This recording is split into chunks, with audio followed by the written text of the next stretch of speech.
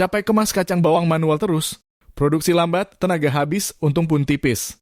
Mesin mahal, listrik boros, belum lagi kebanyakan mesin itu impor, susah servisnya. Sekarang, waktunya naik level. Kenalin mesin packing kacang bawang khusus UKM. Bisa kemas satuan atau saset renceng. Pakai kontrol panel PLC, gampang dioperasikan. Daya listrik rendah cuma 900 watt.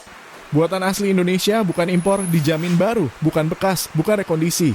Produksi bisa tembus 1000 kemasan per jam. Dan harganya terjangkau banget buat UMKM. Stop kerja keras, mulai kerja cerdas. Klik link di bio buat tanya harga dan dapetin mesinnya sekarang juga.